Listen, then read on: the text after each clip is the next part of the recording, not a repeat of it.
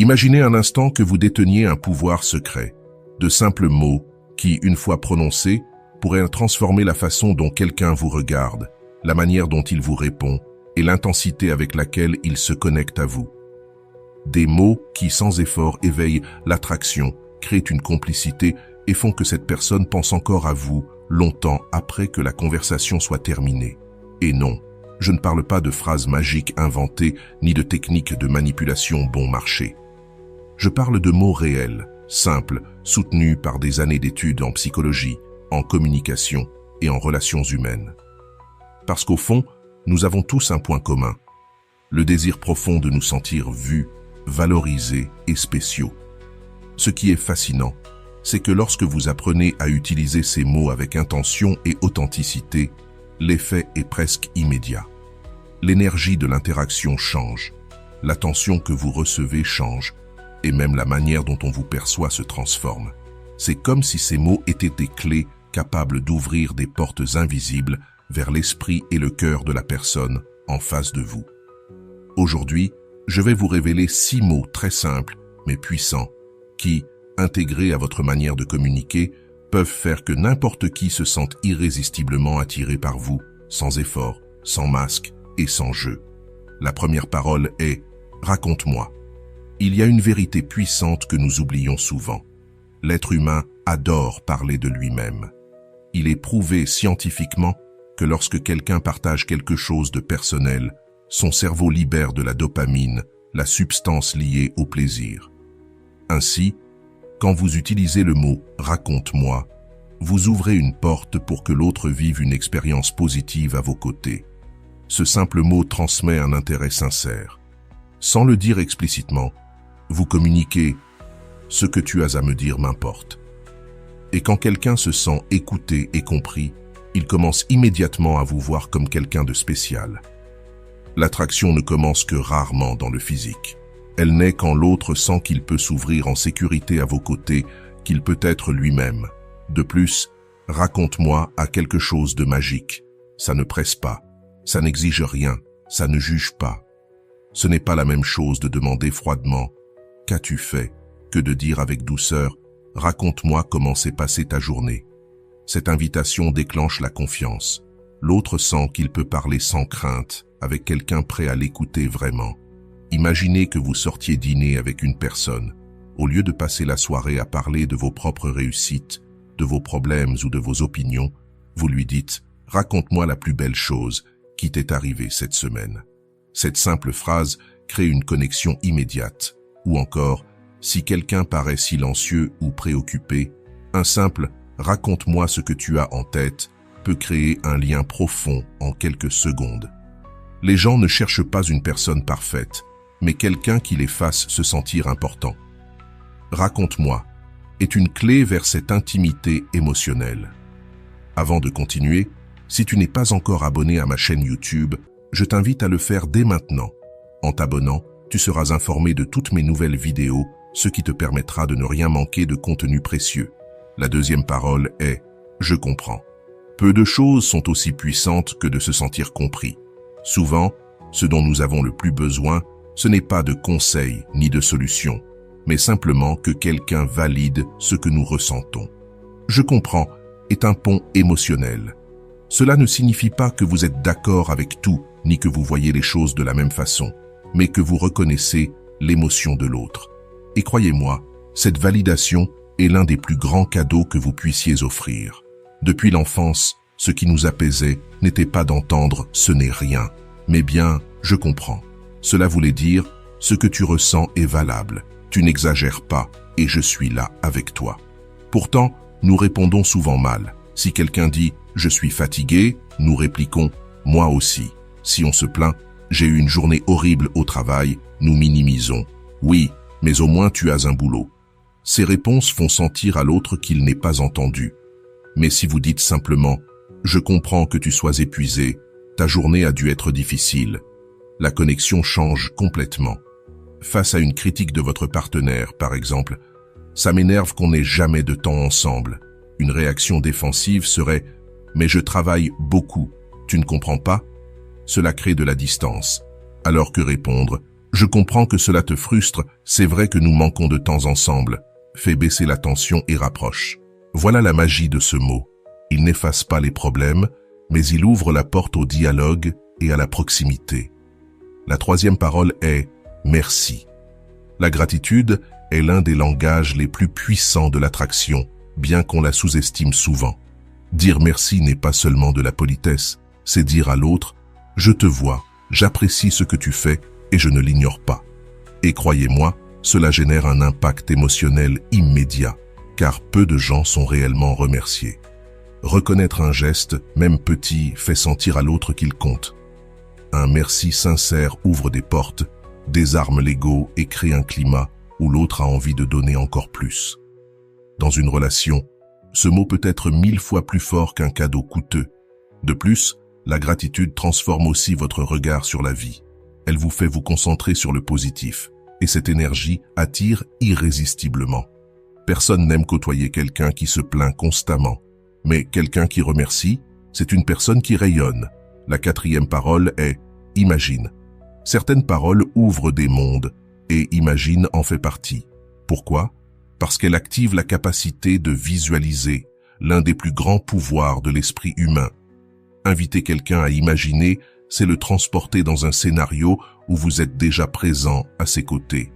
Le cerveau vit alors l'expérience comme si elle était réelle, et c'est là que naît le désir, car l'attraction ne vient pas seulement de ce que vous êtes, mais de ce que l'autre croit pouvoir vivre avec vous. Dire « imagine comme on passerait un bon moment ensemble dans cet endroit » crée déjà l'expérience dans son esprit. Ce mot éveille la curiosité, brise la routine et ouvre la voie au possible. Vous ne parlez plus du présent, mais d'un rêve, d'un futur, d'une expérience partagée. Et cela, c'est une source irrésistible de connexion et de désir. Que c'est agréable de voyager, peux-tu imaginer à quel point ce serait incroyable de marcher ensemble dans ces rues anciennes, de goûter des plats nouveaux et de rire comme des fous? Cette simple phrase ne décrit pas seulement une scène, elle implique des émotions, des sensations et une complicité. Prenons un exemple quotidien.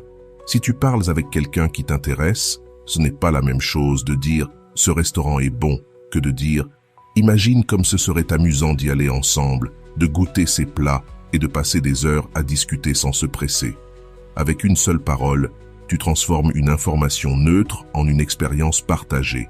Et cette parole, imagine, a un effet psychologique fascinant. Elle crée une alliance. Car lorsque quelqu'un se projette avec toi dans un futur, même petit, il commence à se sentir plus proche et plus connecté. Dans son esprit, il existe déjà une histoire où tu fais partie du scénario. Voilà pourquoi ce mot est si puissant dans l'art d'attirer. Il ne presse pas, n'oblige pas, ne sonne pas désespéré. Il ouvre simplement la porte au monde des possibles et mieux encore, il laisse l'autre compléter la scène avec ses propres désirs, attentes et émotions. Utilise-le avec subtilité, intention et authenticité. Car quand tu invites quelqu'un à imaginer avec toi, tu éveilles non seulement son désir, mais aussi sa curiosité, son illusion et son attraction envers toi. La cinquième parole est « nous ». Parmi toutes les paroles capables de réveiller des émotions, celle-ci est l'une des plus puissantes. Pourquoi? Parce qu'elle active un sentiment d'union, d'appartenance et de complicité. Ce n'est pas la même chose de dire « je veux » que de dire « nous pourrions ». Le changement semble minime, mais en réalité il transforme complètement la perception. Quand tu dis « nous », tu ne parles plus seulement de toi, mais d'un duo, d'une alliance, d'un toi et moi contre le monde. Ce mot génère l'impression d'un futur partagé, d'une histoire commune qui commence à s'écrire. Et cette illusion de faire partie de quelque chose de spécial est profondément attirante. Exemple romantique, ce n'est pas pareil de dire « j'aimerais voyager à la plage » que de dire « nous, à la plage, nous serions imparables ». Imagine les photos, les rires, le repos. Exemple quotidien, au lieu de dire « je devrais essayer ce restaurant », dis « nous devrions aller à ce restaurant, on passerait un super moment ».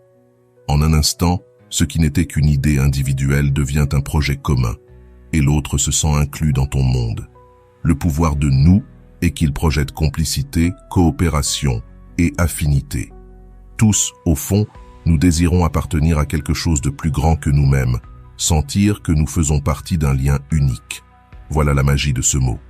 Il réveille non seulement l'attraction, mais aussi la confiance et la connexion émotionnelle. Et il a un autre effet subtil mais puissant. Il efface la distance. Quand tu dis « nous », tu supprimes la ligne qui sépare le « toi » du « moi » et tu crées un espace partagé.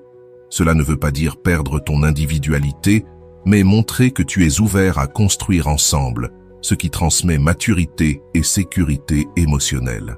Bien sûr, il faut l'utiliser avec naturel, sans forcer.